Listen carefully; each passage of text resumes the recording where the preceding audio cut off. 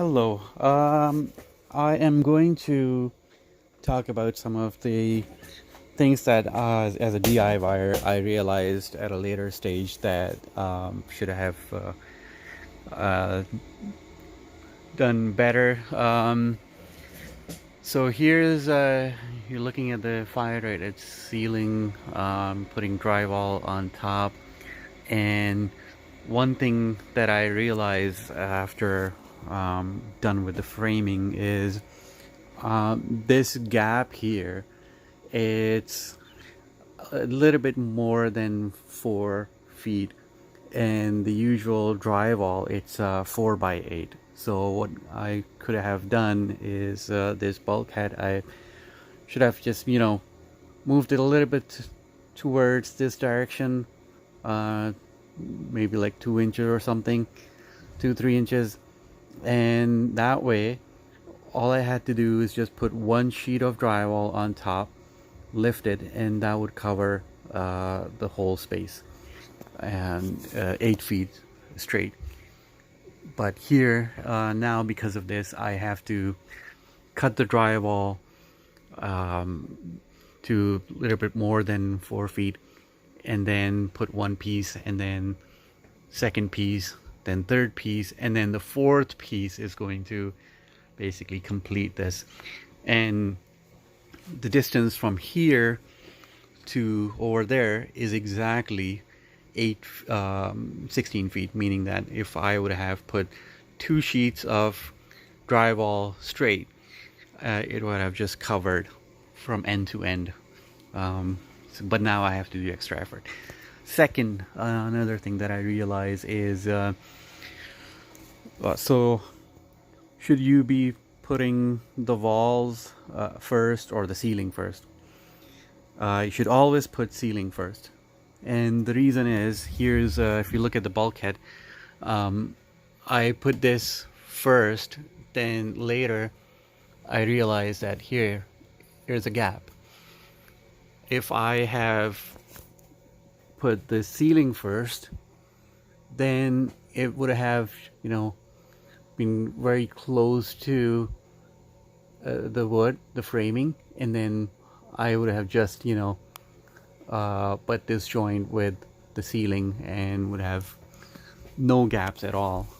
And as an example, I can show you here that this wall,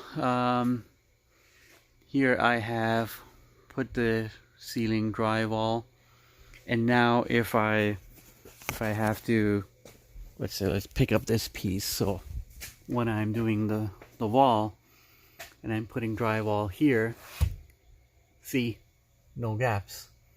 So that's one thing, one lesson learned, that you always do ceiling first. And then here's again, I try to do the bulkhead first, and you can see the gap there. Although I can fill it up with the drywall compound, but then that's an extra effort. Why would I have to do if I would have just put the ceiling first? The second thing, third point that I want to mention here is that, again, learning experience.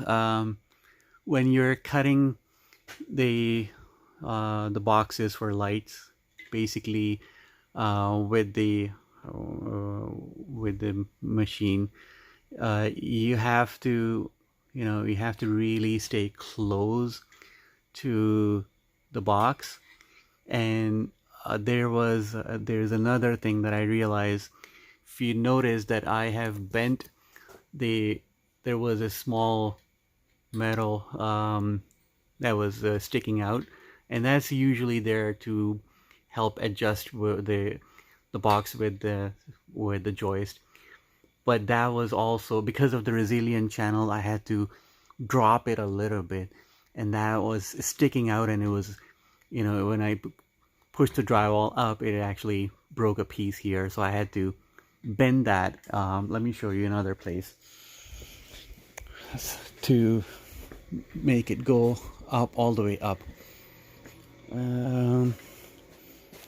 This one This one does not have... Oh yeah, there it is. Yeah, that's what I'm talking about.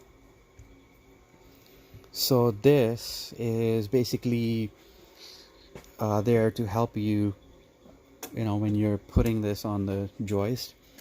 It automatically adjusts this with the the thickness of the drywall, so that it's flush when you put the drywall.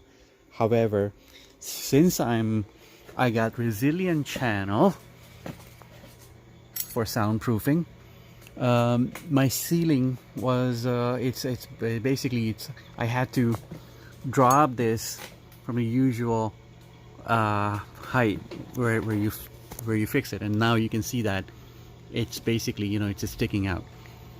So in that case, what I did is I basically bend these in advance, so that it doesn't push the drywall. The other part is make sure you break these metal pieces. They just cover the hole, so you put the wires in. So just make sure you break this, because that also causes issues when you try to cut the drywall, and it's not really flush. And this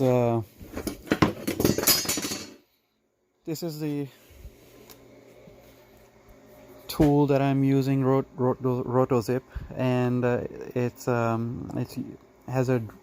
like a drill bit that it has on top here. Here you can adjust. Let me put this here. You can adjust the depth from here, and it doesn't have a pointed top, so it does not cut the wires, electric wires. So and it cuts the drywall very smoothly and very fast. It's really good. So, but the other part is creates a lot of dust compared to the drywall saw. I mean, if you're using the saw, it's a lot of work, but less dust compared to this machine. You feel like the whole basement has like it's smoke. So before you do that, make sure your furnace room, you have you covered your furnace and your water heater, and you don't want to choke your furnace. So that's really, really, really important. And also your entrance, or air pad that going up, you don't want all the drywall dust accumulating throughout your house. And make sure all your vents are closed. So all the return, so I closed the return from here, and make sure that the furnace is not sucking air from here. By the way, it's warm now, so I'm not really using furnace and not the air conditioner. So and you can also open the windows to have some circulation. So that's that. And the other part that I wanted to say is, another mistake as a DIYer. When I was framing this washroom, again, I made the same mistake, that the width of this washroom is actually 4 feet 2 inches. Now, if it was just 4 feet, I would have just lifted one single piece of drywall, and then I'm good to go. However, now if I try to do that, I'm left off with 2 inches of a long piece. So either I install pieces of drywall, like that, 2 or 3 pieces. That's one option that I have to do. So while framing, if I have that idea, I would have just made this washroom 4 feet wide, and that would be good enough. And the other important thing that I realized later and that's related to soundproofing. And at the time of drywall, I realized that mistake. And let me put this here and I'll show you the resilient channel.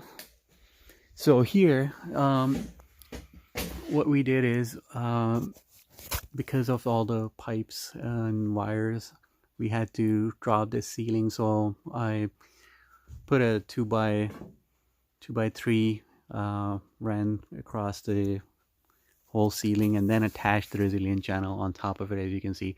However, when I was trying to put my first drywall, the screw was basically bending this resilient channel, and it was just going straight. It wasn't going through.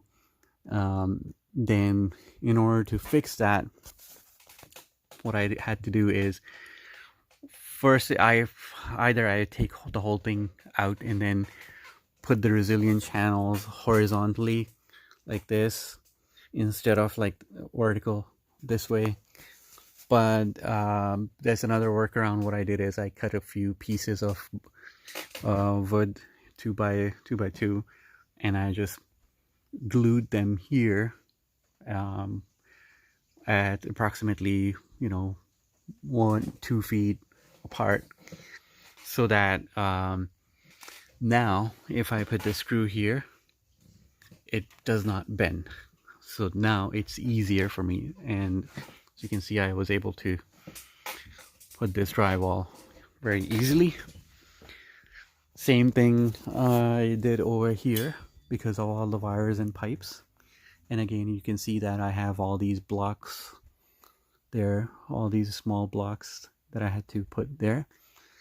That's again another lesson learned.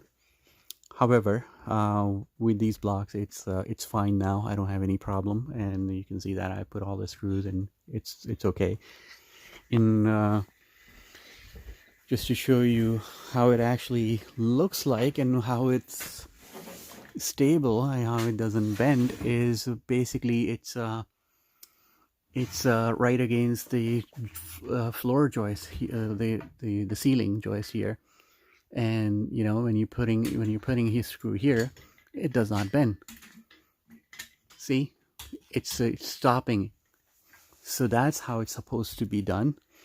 But because of that extra 2x3 that we had to put, got confused, and I should have put it like this, cross like that. Yeah. Okay, so that is that, and let me see what else.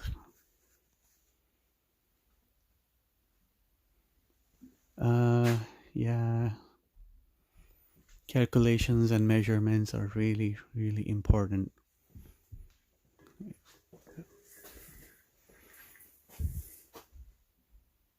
So yeah, that's pretty much it.